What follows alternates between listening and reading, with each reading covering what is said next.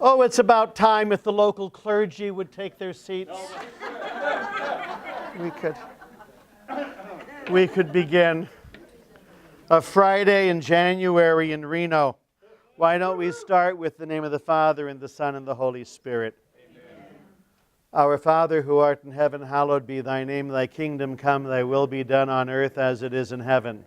Give us this day our daily bread, and forgive us our trespasses, as we forgive those who trespass against us.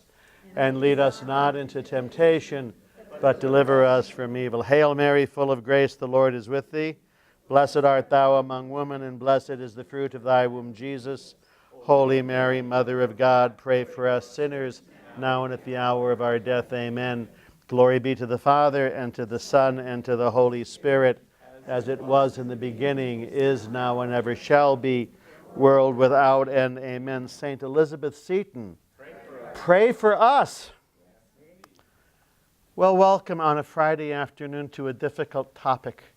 My name is Tom Weston. I'm a priest who lives in the Diocese of Oakland, California. I'm a member of the Jesuit community. I'm an alcoholic in recovery, and I've got to spend the last many years of my life dealing with, living with, working with women and men with alcohol and drug problems, and it makes the whole family crazy. And so for the next 50 minutes, I want to present some ideas and some suggestions. I'm around this afternoon if you want to talk to me a little bit. I'm here as a survivor, not an expert. And there's lots of experts out there.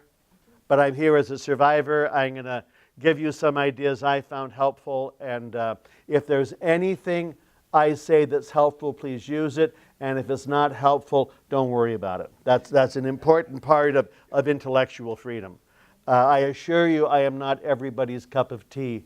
I was somewhere and I mentioned I was an alcoholic, and I was at a Catholic parish, and you know how easy it is to get Catholics mad. I was at a parish, I mentioned I was an alcoholic, and these people got very upset because they thought I was therefore immoral. They saw alcoholism or drug addiction as a moral issue, and only bad people with no character would be alcoholic or addict. And that's an ignorance that kills all sorts of folks.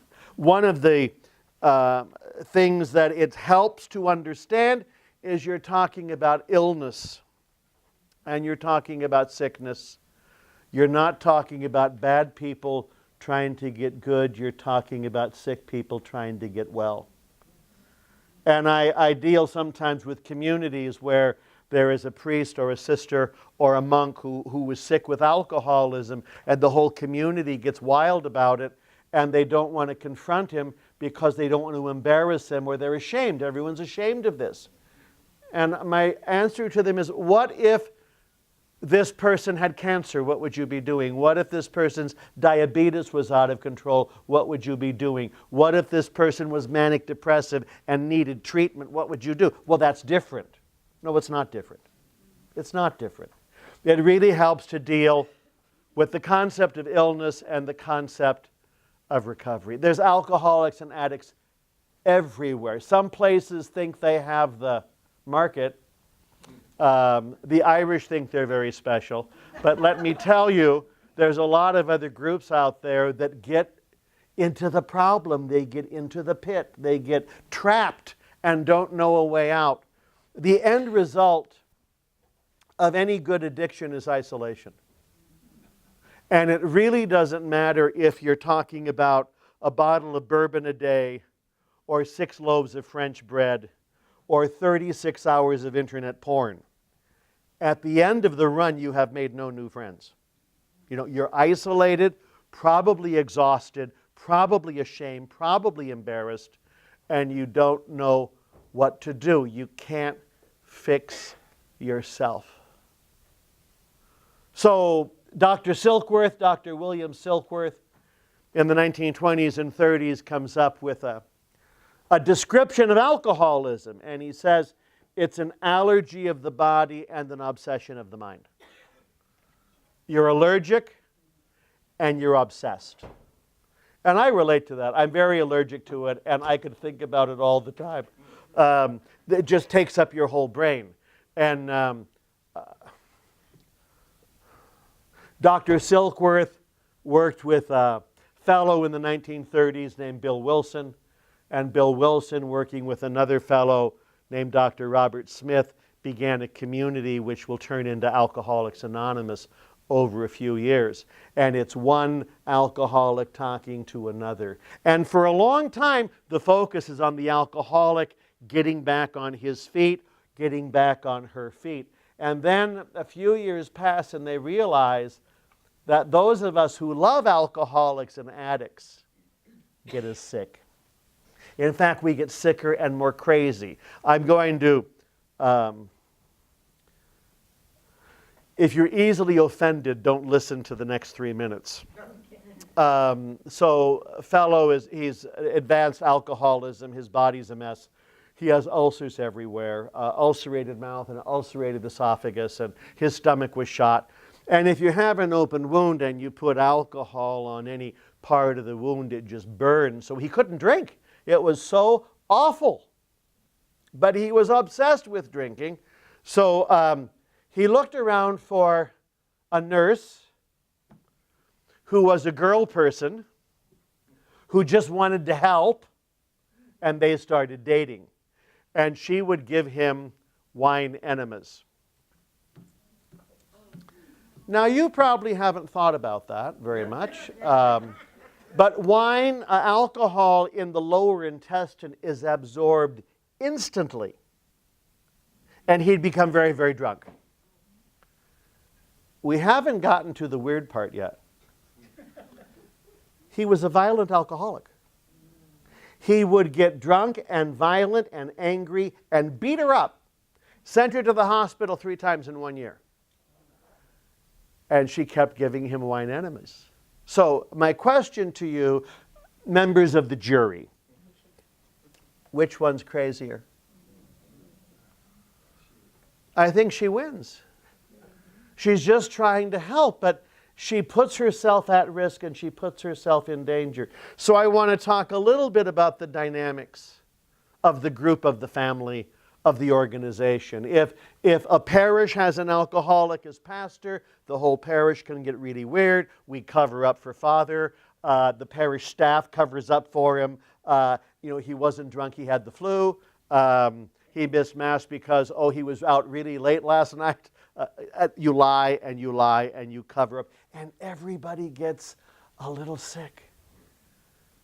I visited a community years ago, and the leader of the community in this religious community was a big shot. Everyone knew him, and he was quoted and published. And his staff warned me, don't talk to him after 5 p.m. Because, he's very tired and he stays in his room. Well, he'd drink himself unconscious every night after 5 p.m. Leave him alone after 5. So,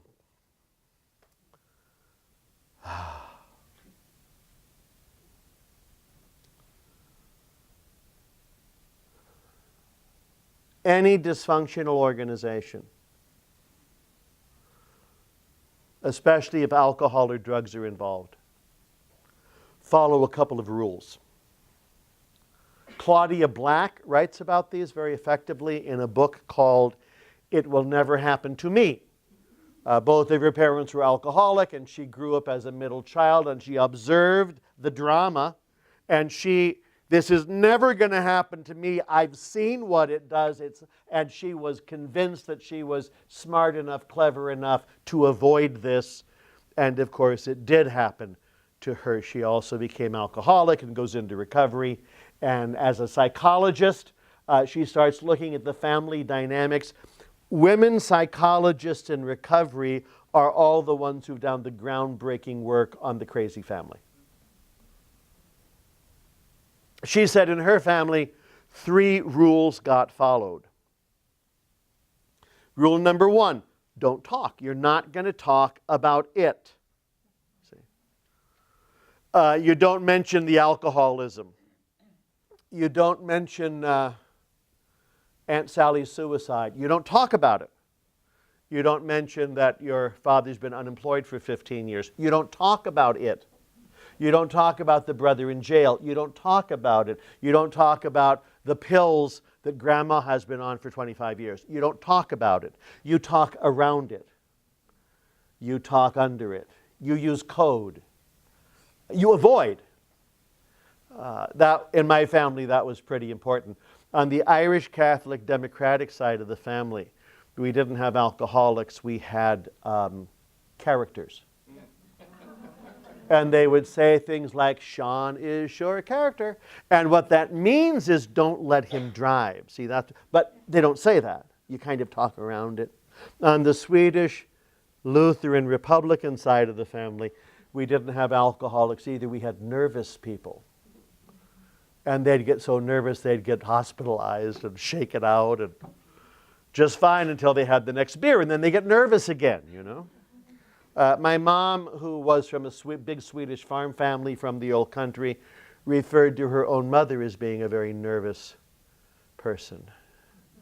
And I got a call from her once, and she was bothered by one of the neighbors. This is down in San Jose, and the neighbor would park his car in the middle of the lawn and then fall asleep next to it. And what did I think? And what I thought was, well, does he drink? Oh, of course not, my mother said, but he's very nervous. So if my mother noticed that you had a case of nerves, it meant you were probably ready for treatment. Learning how to talk about it directly is a big part of recovery, instead of avoiding it. One of my friends, Southern Baptist from Florida, women in her family who were alcoholic were referred to as having the failing, the family failing, or the family curse. And it's rather shocking to say out loud it's alcoholism.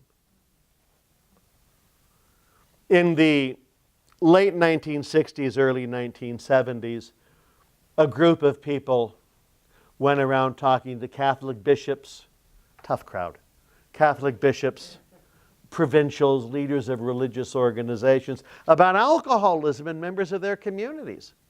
If your community, be they priests, brothers, or sisters, have a lot of Irish in there, you need to know about some of these things. A lot of Polish people, you need to know about these things. A lot of Scandinavians, you need to know about these things. Because you're going to have alcoholics in your community, and more important, you're going to have adult children from alcoholic families coming into your communion, and they can be nuts. Because they try so hard to make up for all the family failings. They go way beyond the extra mile. I was talking to a Jesuit who was getting his third PhD. And we talked a few minutes, and then I said, so which one of your parents was the alcoholic? And he said, how'd you know? And I said, well, anyone can get one PhD. I mean, it can happen to anybody. 2, suspicious, and 3, it's a diagnostic. I mean, you're making up for something, you know, and you're going to save the family honor somehow. All kinds of Americans are the adult children of alcoholics and addicts. Mr. Nixon's father was a mean drunk. Lyndon Johnson's father was a mean drunk. Mr. Obama's father died of a drug overdose on the streets. He writes about that in Tales of My Father. A lot of people have come from very, very wild families. Gerald Ford's father was an alcoholic. Franklin Roosevelt. He married a woman named Eleanor, whose father died of alcoholism. Her uncle was Teddy Roosevelt. William Howard Taft, President of the United States, also had a brother who ended up dead of alcoholism. It's been around for a long time. And alcoholism and addiction can happen to the nicest families. You need to know this. It's not just the people who live over there who look like that. So don't talk about it. Well, you start talking about it. I was sober myself. I've been sober since 1976. And that it's not an accomplishment, it's a gift received. I mean, that had very little to do with me. And I was sober a couple of months, and I went down to San Jose Christmas at my family's house, and I was pretty nervous. I hadn't had a drink in 3 months, and I had no coping skills yet to deal with family, so I was pretty jumpy. And my mom noticed it, and she looked at me and she said, "What's wrong?" And I thought she wanted to know. Now, let me share you a lot of grief. If your parents say, "What's wrong with you?" what they want to hear is, "I've got a little gas," or they want to hear, "I didn't sleep well last night." But I thought she wanted to know. And so I said, "Well, I'm an alcoholic, and I haven't had a drink in 3 months, and I'm pretty nervous about tonight." And she was setting the table. She put the silverware down and looked at me and said, "You'll ruin Christmas." See, because I said it out loud. See? Well, I'm from an alcoholic family. I know how to retreat real quickly. And I said, not alcoholism, drinking problem. And she said, "Oh," we had a lot of those. "Just don't be an alcoholic because it'll ruin your career." See? It's very important to look good.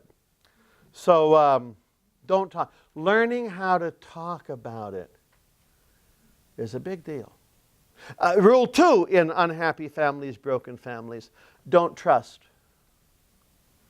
You don't trust anybody. Today's ammunition becomes tomorrow's, or today's confidence becomes tomorrow's ammunition. And it gets used, it gets leveraged. And part of the deal, if addiction is loose, people keep secrets. And you have to be sneaky, because no one can hear the whole story. You know a little bit, you know a little bit, you know a little bit. You hope they never meet and get the whole story together. But you don't trust anybody. You cover up, you sneak, you hide. You do not want to be in the clear light of day because of shame and fear and self-loathing. And that goes right along with it. Don't talk, don't trust. And rule number 3 is don't feel. Because if you feel anything, you feel lousy. It's better just to shut down completely. "How are you?" "Fine, I've always been fine."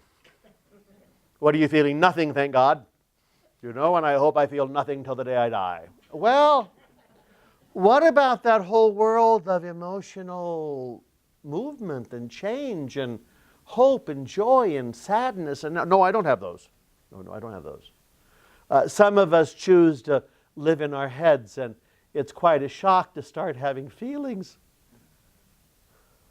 One of my friends, very bright woman, when she felt anything, she just would tell people that she was feeling crazy.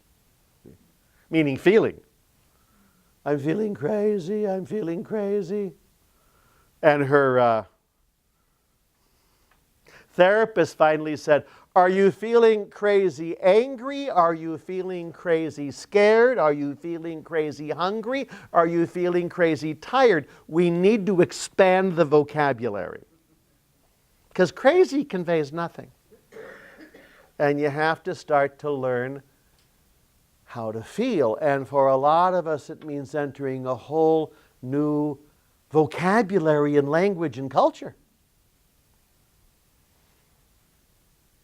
So part of getting well is learning how to talk about stuff, learning how to trust some people, and learning how to let the emotions come and go.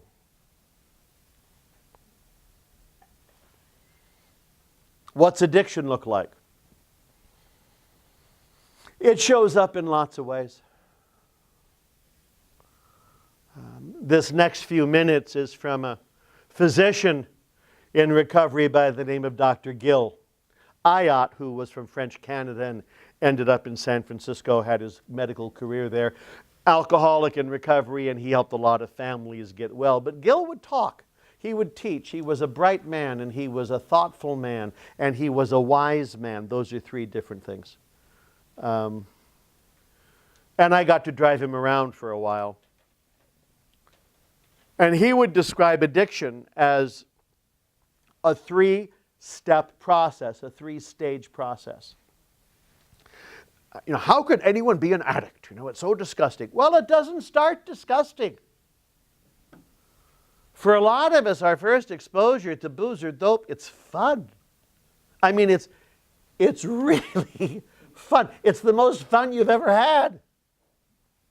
If you're 15 or 25 or wherever you start, there's a relief. My sponsor is in recovery he's a sober Monsignor. Those are very rare. And he's in Los Angeles, and he grew up in an Irish Catholic family, and his dad died of the disease. Terry was 5 years old when his dad died of alcoholism. In treatment, choked on his own vomit, dead, 5-year-old boy. And there's uncles who were alcoholics, in and out of AA. So he knew all kinds of stuff about this. And it was time to take the pledge, where you promise not to drink till you're 21. That was thought up by the Irish so that some of their children would live to be 21.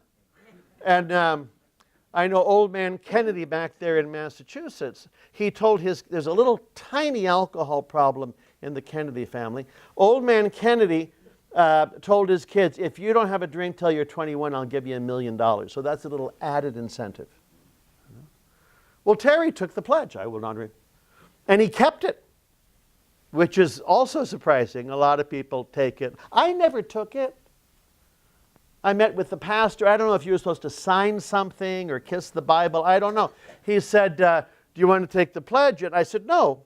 And why not? I said, I enjoy champagne. And he said, you have expensive tastes. That's what he said, and then thrown out of his office. So I never thought about it again. But Terry kept the pledge. And he was 21. On his 21st birthday, he had his first drink. His first mouthful of alcohol, 21 years old. And now he is trying to be a real good citizen. He's been a very good boy. He's a seminarian. He studies hard. He's going to save the family from his father's shame of dying. So he's a little uptight. And he has his first mouth of alcohol, and he said, I discovered America. For the first time in his life, he went, oh, thank God. It was magic. Now, see, that's not the way ordinary people respond to alcohol. A lot of alcoholics remember their first drink. I mean, so his first thought was, boy, this is good. Thought number 2, they sell this in stores. Thought number 3, don't tell anyone how good this is. Notice the sneakiness comes in right away. Anyway, he's been sober a long time. He was ordained, and then he had more access to alcohol, and he was fired from his first 2 parishes. Because he showed up later, not at all or drunk. You have to be there for the 8 o'clock Mass, and it's 10 o'clock. Pastors get very upset. You're fired. So they sent him up to a parish in Santa Barbara. He was 29 years old, and they had a reception for the new young associate pastor, and one of the parish ladies ran up to him and said, oh, it's so nice to see a young priest here. They usually only send us the alcoholics. And they did it again. Because, see, you move them around. You don't talk about it. You don't get them help because it's shameful. And it took a long time to get out of that. Anyway, stage 1 of any good addiction, it's really fun. Stage 2, fun plus problems. It's still fun. But you start to have problems. You fall down during benediction. You get a drunk driving ticket. You urinate all over yourself, while at a meeting. You get an unfortunate tattoo. You lose a job. You say something inappropriate to the bishop. It's still fun, but you start to have problems. Stage 3, addiction, alcoholism, problems. The fun's gone, and you're still doing it. See? And this is where it's clear it's a disease, it's an obsession, it's an insanity. And you can be logical and say, listen, we're so glad you're sober. We're so glad you're dry. If you stay dry, you're going to have a great life. We'll give you a promotion. Your wife and kids will move back with you.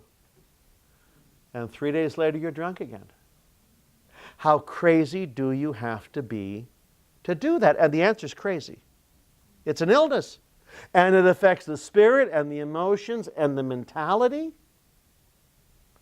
Fun plus problems. Problems. And isolation. You're pretty much sure you're the only one who has the problem. What happens in Alcoholics Anonymous is someone who's been there talks to someone who is there. And there's a radical kinship. And you can help each other get back on your feet. With families, it's a little more difficult. A lot of us from alcoholic families go into helping professions. We like to help. It's a way of saving the world, you know. An awful lot of us are teachers. We go into public life, as I mentioned, some of our political leaders. We become nurses. We become members of the police force. We join the United States Marine Corps in very high numbers, the few, the proud, the brave. You become helpful professions, social work, clergy. And you want to help. There's nothing wrong with that. What we don't know, though, is how to take care of ourselves. So we will get very involved in other people's lives and lose ourselves and burn out, and we become extremely unhappy people because we don't know about self-care.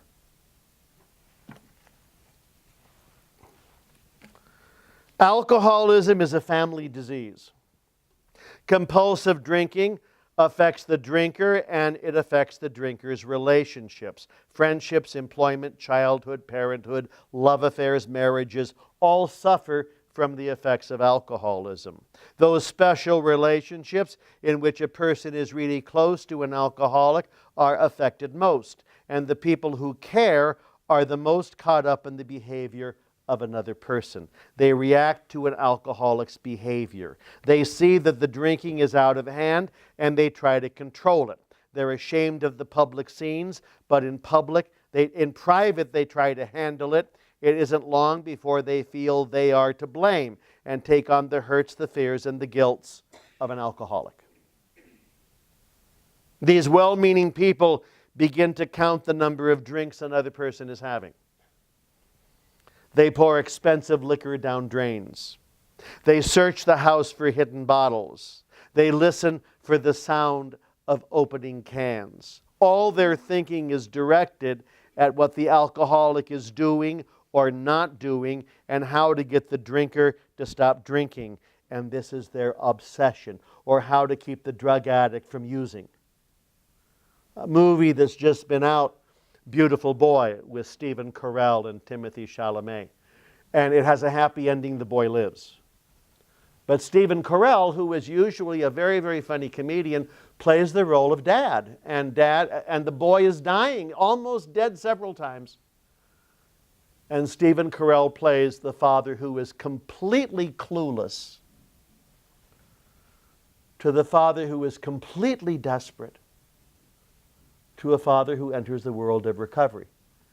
And he has to realize that even though his son is very sick and maybe dead,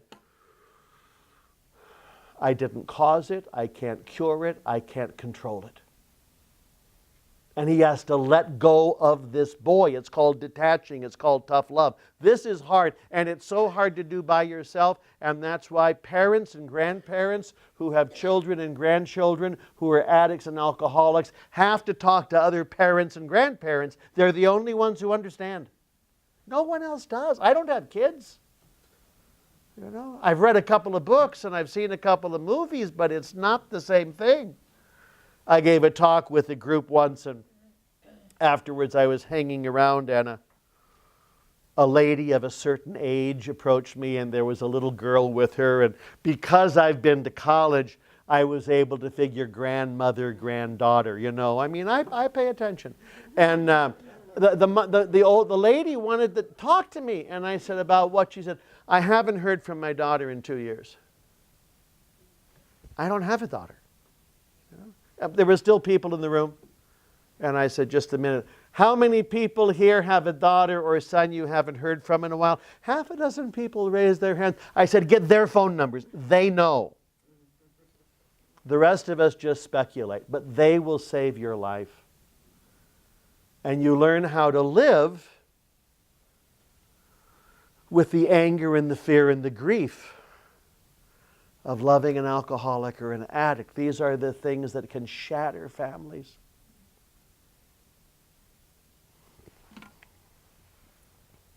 Watching other human beings slowly kill themselves with alcohol is painful. While alcoholics don't seem to worry about the bills, the job, the children, the condition of their health, the people around them begin to worry. They make the mistake of covering up. They fix everything. They make excuses, tell little lies to mend damaged relationships, and they worry some more. This is their anxiety. My mom believed that worry was taking action. And if you worry, it means you're very close. And if you worry, it means you have an intimacy. And she also believed if she stopped worrying, her 3 children would disappear. And worry is a complete waste of time. And I say that as a worrier. I mean, there's nothing good for a weekend rather than a good worry. It fills up everything and gives you something to do. Sooner or later, the alcoholic's behavior makes other people angry. They realize that the alcoholic is not taking care of responsibilities, is telling lies, is using them. They have begun to feel that the alcoholic doesn't love them, and they want to strike back, punish, and make the alcoholic pay for the hurt and frustration caused by uncontrolled drinking, and this is their anger.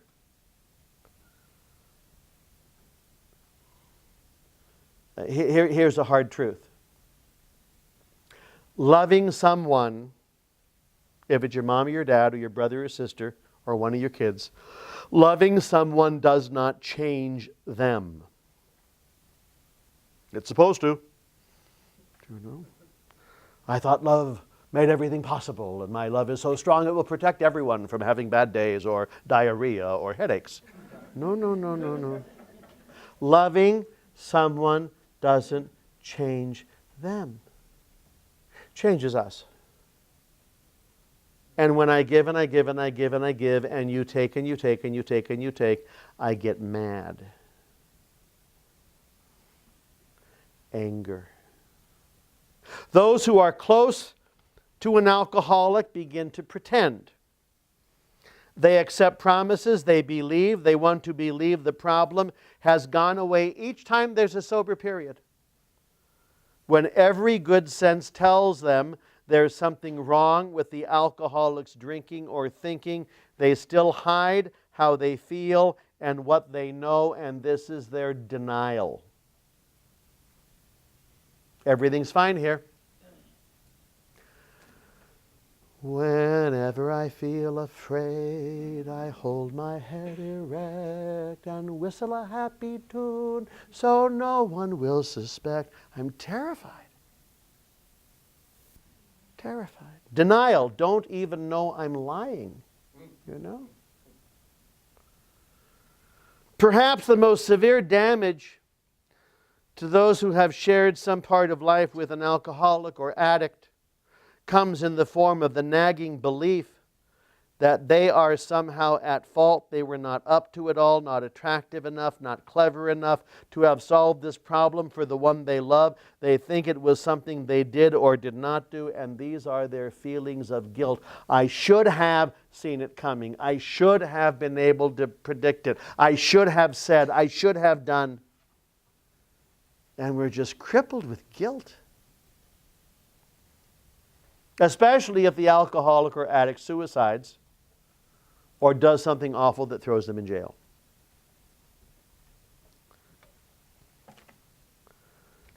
Some of us would rather feel guilty because we don't want to feel powerless. Powerless is terrifying. You mean I can't protect my spouse, my parents, my kids? That's right, you really can't. I travel a lot, and I was somewhere in Southeast Asia recently, and someone said, "Weren't you afraid to be there?" And I said, 40,000 people a year are shot to death in the United States. This is terrifying. Over there, it just I never felt unsafe. And sometimes part of the gun violence, they've had a couple of social drinks. There are support groups for families. Al-Anon Family Groups is one of the best, and it's free. You can also send the addict or the alcoholic to a treatment center in Malibu for $40,000 a month. Again and again and again. They're always glad to see him coming. We're so glad you're here. 40,000. Al-Anon's free. Adult children of alcoholics groups are free. And you can meet other people who've been there. Each person can talk to a peer. Someone who understands. I've never particularly wanted to marry an alcoholic. I mean, why would you? You know? I was talking to, in fact, I was doing a wedding. This woman was getting married in the church for the first time, but her first husband was an alcoholic, and her second husband was an alcoholic, and her third husband was an alcoholic. And number 4 was a sober alcoholic. And her father was an alcoholic. And again, I've been to college, so I ask smart questions. And I said, "Do you see a pattern here?" And she didn't. One was tall, one was short, one was fat, one was thin. There's no pattern. But there's something there.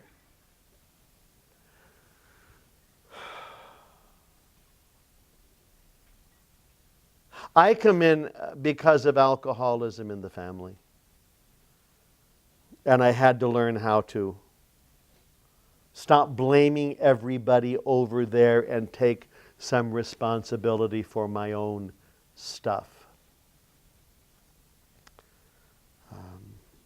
One of my mentors in recovery said, in Al-Anon, we learn how to keep our sails out of other people's wind.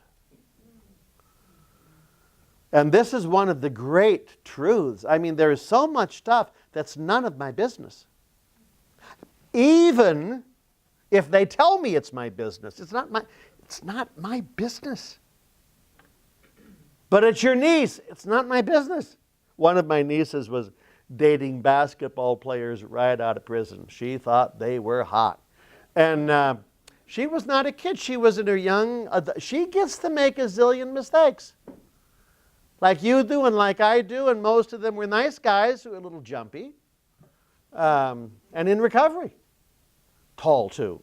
She liked tall.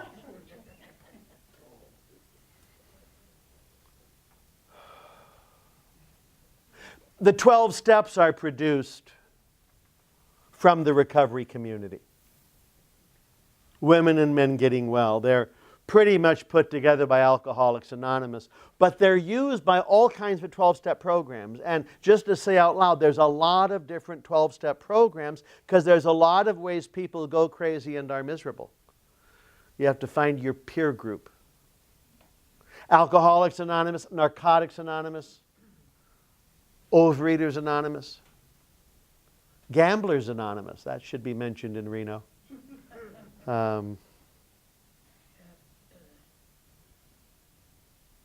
With addiction, there's lack of freedom. With addiction, there's shame. With addiction, there's misery. And in recovery, you can get your life back.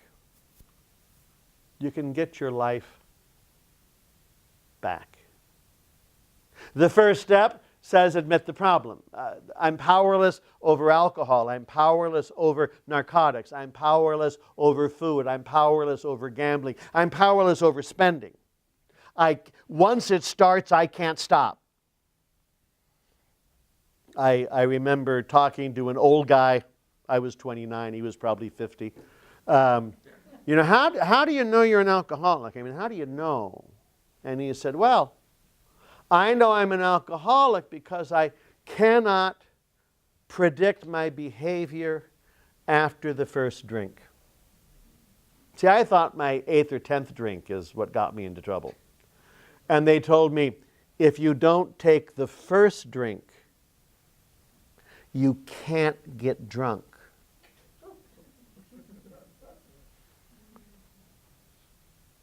I was shocked. And I'm a college graduate, so I wrote that down. I knew I had to take that to my room and think about it, you know? If you don't take the... But he said, once I take the first drink, I can't guarantee my behavior. And I'm one-on-one with this guy. There's not a group. So I was able to say to him, what does that mean? I mean, really, he said, there are times I could drink a lot, no problems. You'd wake up the next morning, no vomit, no pee, no strangers, no goats. You know, yeah. A successful evening. Other times, he said, I would drink just a little and anything could happen. I never knew what would happen. And there's other symptoms. Alcoholics have blackouts. Most normal people don't. You don't remember the conversation or driving home or spending the money until the check comes. You know, abnormal drinkers. They can drink a huge amount without getting into prime. And then a few years pass and you drink just a little bit and you're falling down drunk. Your capacity changes. It's terrifying. Abnormal drinkers have switches in personality. It's called Dr. Jekyll and Mr. Hyde. Where you're pretty much a decent human being and then you have a drink and suddenly you're a jerk. You get violent. You beat up people you love. An awful lot of spouse abuse is alcohol-centered. This never would have happened if everyone hadn't been drinking. Robert Louis Stevenson wrote the short story, Dr. Jekyll and Mr. Hyde. It's worth reading. It's terrifying. There's no recovery in Dr. Jekyll and Mr. Hyde. Dr. Jekyll is handsome and smart and good and noble, but he likes playing in the laboratory, and he drinks his own concoctions and becomes a monster. And every time it happens, the monster gets stronger and stays longer until finally there's nothing left of Dr. Jekyll. I get that. Some people suggest that Robert Louis Stevenson writes that short story around his own experiences with cocaine back in the 1840s and 50s, because it was there, you know.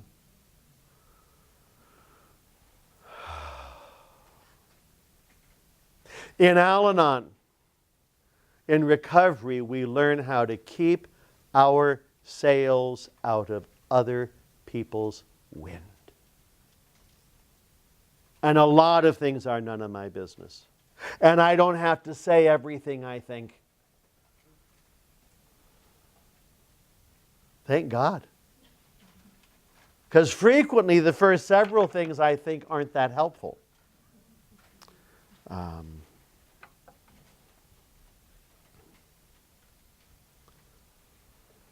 Alcoholism is a lot like dancing with a gorilla.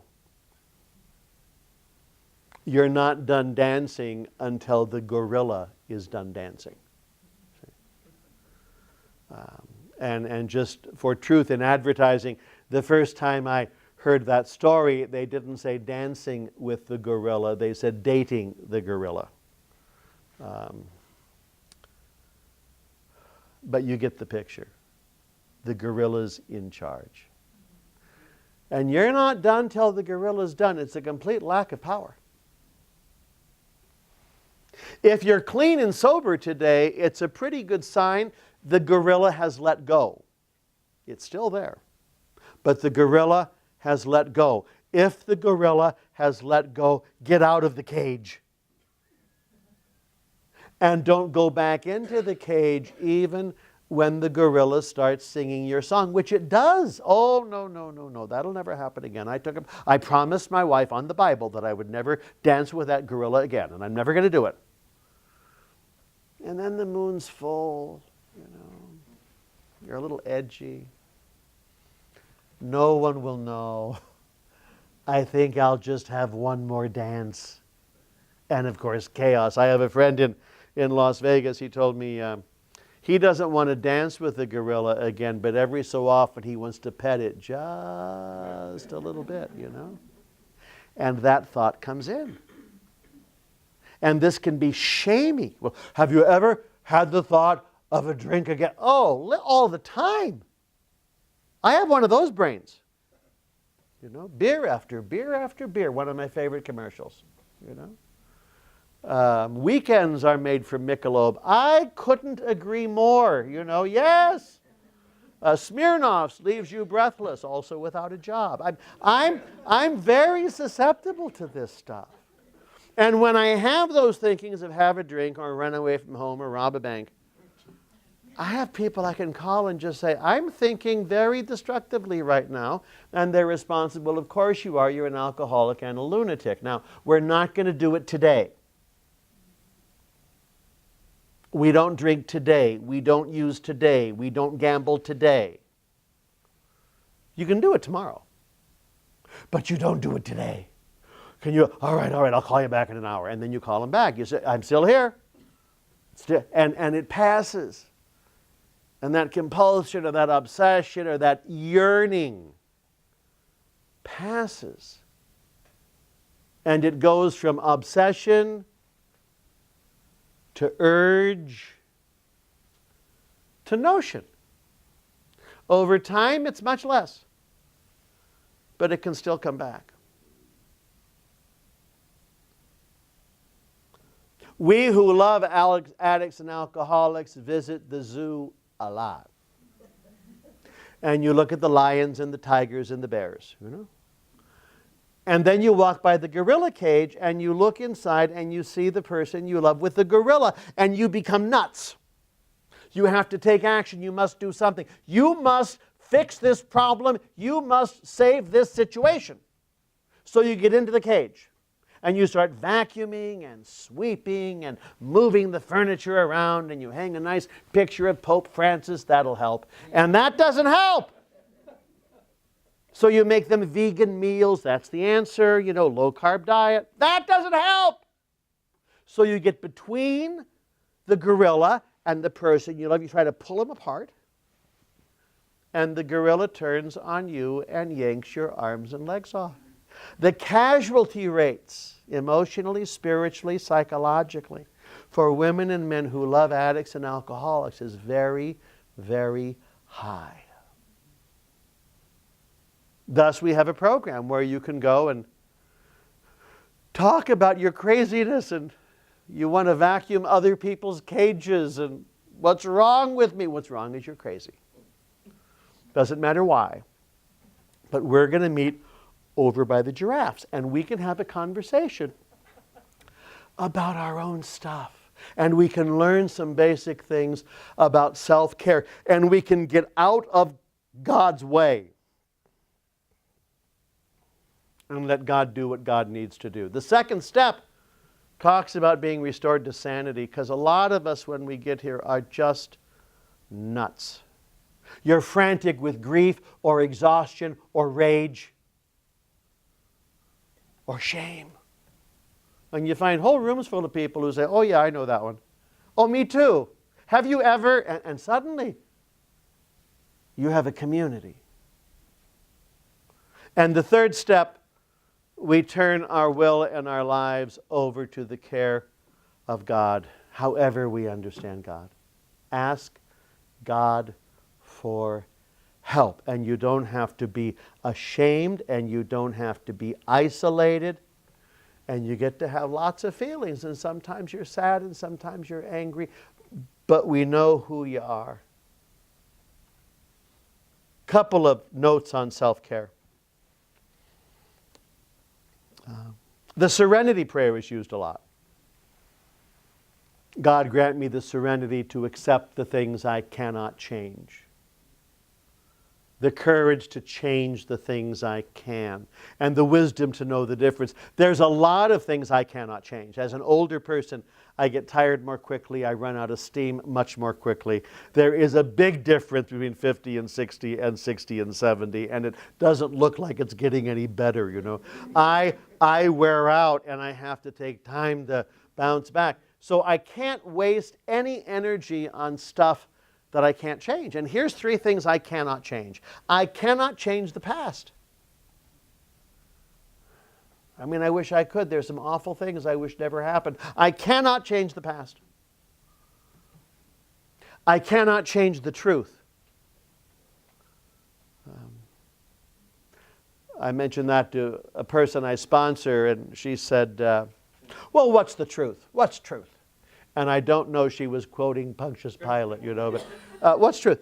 And I said, the speed of light, the laws of physics, gravity, space and time, you know, the truth. You can't change it. And number 3, I cannot change you. I can't change the bishop. I can't change this person. I can't change my kids. It frees up the whole day just knowing that. You can use your energy on other stuff. What can I change? My thinking, my behavior, and my attitudes. And that's how the family starts to recover. We have to change how we think what we think. We have to change our attitudes. And we have to change some of our behaviors. Maybe a lot of our behaviors. Learning how to talk and learning how to feel and learning how to trust are big changes. And letting some things go. There's nothing I can do about this. In Beautiful Boy, the son is out there doing life-threatening things, and he calls his dad. And he tells the dad, I have to talk to you, and they have a conversation. And Dad has been around the track a couple of times now and has lost a lot of sleep and has a lot of heartache. But he's been to a couple of meetings, and the boy says, I just need $200. I just need $200. You've given me money before. I promise this time I'm not going to use it on drugs. I just need $200. They've been here before. They've had this conversation before. And he has to say, I don't have $200 to give you because I think if I give it to you, you'll be dead in 48 hours. And the boy becomes enraged and stamps out, you know. Don't you trust me? As the gorilla takes him by the hand and runs him out the door, you know. It's really tough loving some folks. The vulnerability of it and the heartbreak of it. And you have to turn so many things over to God's good care.